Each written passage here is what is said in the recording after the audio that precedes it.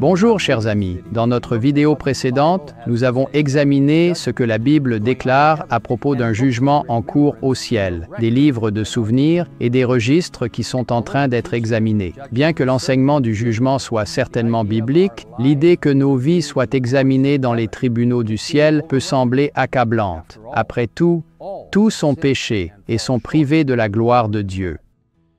Cependant, nous allons voir aujourd'hui pourquoi le jugement est une bonne nouvelle pour tous ceux qui ont accepté Jésus-Christ comme leur sauveur. Dans la scène de jugement décrite en Daniel 7, nous lisons « Les juges s'assirent et les livres furent ouverts ». C'est dans ce cadre que Jésus, notre avocat, se tient debout et plaide en notre faveur. Dans 1 Jean 2, 1, nous lisons « Si quelqu'un a péché, nous avons un avocat auprès du Père, Jésus-Christ, le juste. » En hébreu, nous lisons « Car Christ n'est pas entré dans un sanctuaire fait de main d'homme, en imitation du véritable, mais il est entré dans le ciel même, afin de comparaître maintenant pour nous devant la face de Dieu. » C'est aussi pour cela, et nous en sommes assurés, qu'il peut sauver parfaitement ceux qui s'approchent de Dieu par lui, étant toujours vivant pour intercéder en leur faveur. Dans le livre « La tragédie des siècles », nous lisons cette description vivante de ce qui se passe pendant ce temps.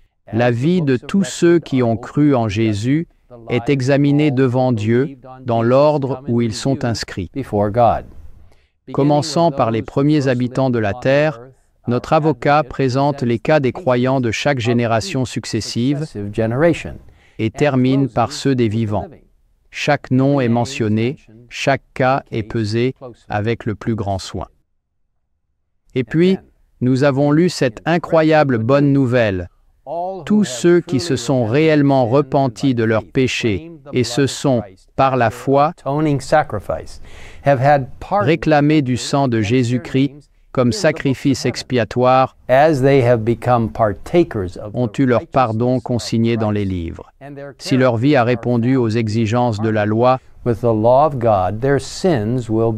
leurs péchés sont effacés et ils sont jugés dignes de la vie éternelle. Voyez-vous, chers amis, grâce à la merveilleuse grâce de Dieu, lorsque nous confessons et nous repentons de nos péchés, Dieu nous pardonne et écrit « pardonner » à côté de nos noms, comme si nous n'avions jamais péché. C'est une bonne nouvelle incroyable. La Bible affirme cette merveilleuse promesse. Dans Ésaïe 43, 25, le Seigneur déclare « C'est moi, moi qui efface tes transgressions pour l'amour de moi, et je ne me souviendrai plus de tes péchés. » Et en Apocalypse 3, 5, Jésus dit « Celui qui vaincra sera revêtu ainsi de vêtements blancs.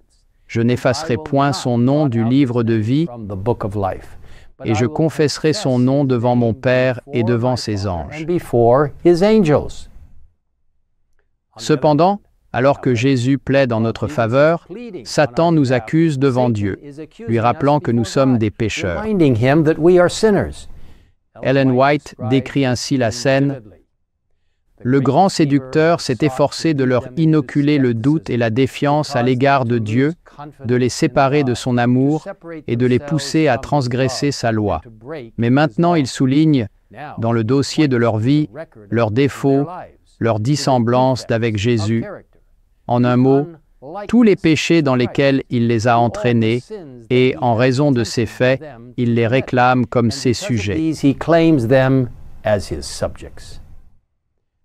Mais, louons Dieu, ce n'est pas fini. Nous lisons plus loin.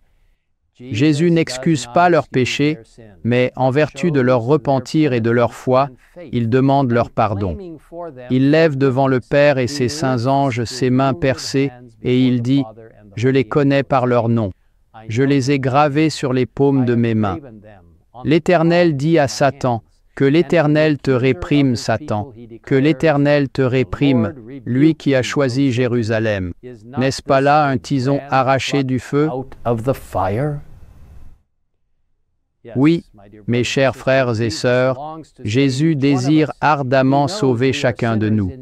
Il sait que nous sommes des pécheurs ayant besoin d'un sauveur, et il sait que nous ne pouvons pas nous sauver nous-mêmes.